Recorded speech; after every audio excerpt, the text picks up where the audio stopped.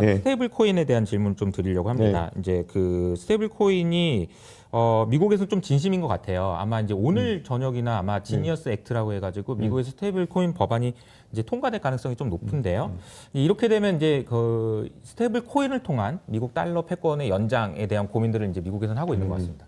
그러니까 후보님께서 얼마 전에 이제 토론에서 USDT와 USDC의 이제 차이점에 대해서 얘기하시면서 USDC 같은 경우에는 이제 서클이라는 회사에서 운영하고 있고 이렇다 보니까 정말 그 규제나 관리가 이제 철저해서 이게 그 투명하지 못한 돈에 대한 부분을 규제할 수 있다라는 얘기를 하고 싶으셨던 것 같아요. 스테이블 코인 얘기하시면서 사실 어떤 방식인지 뭐 담보형이라고 하셨는데 담보형 코인들 중에서도 제가 알기로는 미국 달러화를 기반으로 한 담보형 코인 외에 실제로 스테이블 코인이 사용되는 경우가 거의 없습니다. 실제 USDT, USDC 두 가지가 90%가량의 유통량을 담당하고 있는데요. 혹시 USDT와 USDC 어떤 부분이 차이가 있는지 알고 계십니까? 두 번째로 원화 기반의 코인을 만든다라고 하는 것은 담보를 그 액수만큼 넣어놓고 거기에 맞게 코인을 발행하기 허용을 하겠다 이겁니다. 그러면은 안정성이 있죠. 그래서 USDT, USDC 차이는 USDC 같은 경우에는 주체가 계좌 동결 등을 할 수 있기 때문에 훨씬 관리가 엄격합니다. 그런데 이번에 민주당이 추진하는 스테이블 코인 같은 경우에는 이런 자금의 불법적 유통이나 이런 것을 막기 위해서 어떤 장치를 할 것인지 이런 것도 궁금하고요.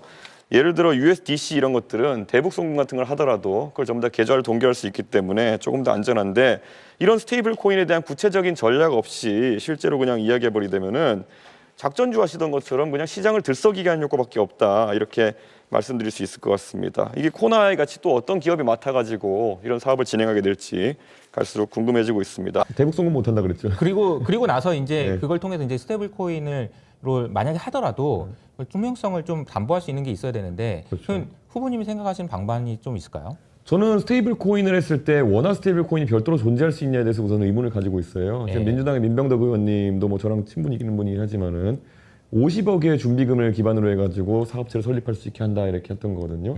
이 준비금이 지급 준비금을 얘기하는 거라면요. 제가 그래서 지급 준비율을 얼마로 할 거냐는 질문했었잖아요. 그래서 결국에는 지급 준비율을 얼마로 하겠다는지 이런 것들을 여쭤볼 수 있겠는데요. 1대1로 한다고요. 1대1이면 그게 동작 가능한지 궁금하고요. 그럼 50억 들고 있으면 50억 발행할 수 있는 거예요.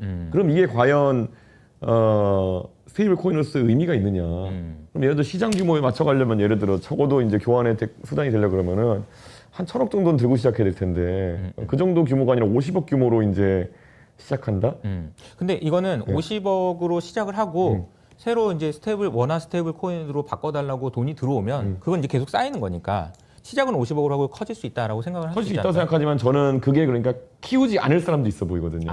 그러니까 제대로 사업할 사람은 당연히 키워야죠. 그쵸, 기본적으로 1,000억, 2,000억 가야죠. 맞아요. 근데 이게 만약 50억에 허가가 열리게 되고 이게 그러면 코인이 되고 그럼 여기서 50억 단위로 운영하는데 예를 들어서 어떤 뭐 운영비라든지 이런 게 빠져나가고 이러면은 이거 부실 발생할 수 있거든요. 사실 테더가 약간 초기에 그런 불분명한 여러 가지 우여곡절이 있었죠. 자금 흐름 때문에 니네 진짜 패깅이 되어 있는 거 맞냐, 니네 패깅 풀리는 거 아니냐 때문에 실제 출렁했잖아요.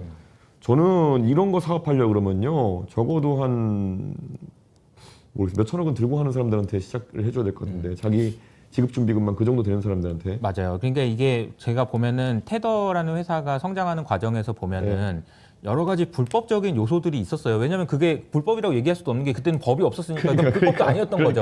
그러니까 무법 천지였을 때 이제 일단 여기까지 온 거고 엄청난 이제 그 규모를 만들어냈단 말이에요. 그렇죠. 근데 지금은 이제 이미 많이 되어 있는 상황에서 이게 참 어려울 것 같다는 근데 이게 생각이 그때 들어요. 비트파이넥스라든지 일개 거래소나 이런 곳에서 이런 테더 같은 그런 스테이블 코인을 발행할 수 있던 게 가장 리스크가 컸던 거거든요. 그렇죠. 지금도 대한민국에서 제가 봤을 때는 누가 발행하느냐도 굉장히 위험한데 50억이다. 진짜 위험하다는 거죠. 요즘 세상에 그 지급 준비금으로 50억이면은 바로 뭐 시작할 수 있는 사람들 많을 텐데 그럼 그 사람들이 전부 다 유사 이름으로 뭐 KRWT, 뭐 KRWC 해가지고 이제 막 할 텐데 시장에 혼란이 발생할 거거든요. 저는 이거는 뭐 어르신들이 투자했다 날리시는 거 많잖아요 지금 보면은. 맞아요. 저는 이거 굉장히 위험하다. 그리고 결국에는 원화 자체가 스테이블하지 않은데 스테이블 코인의 개념이라는 것이 얼마나 통용될 것이냐. 지금 이제 예를 들어 바이낸스나 이런 것을 본다 하더라도 과거에는 예를 들어 BTC나 이런 거 기준으로 해가지고 트레이딩하는 페어들이 꽤 많이 트레이딩 됐다면 요즘은 스테이블 코인이나 그러니까 USDT나 아니면 뭐 팩스 이런 것들 이런 것에 패킹해가지고 된 화폐들에서 거래가 되는 쌍이 많은데 네네.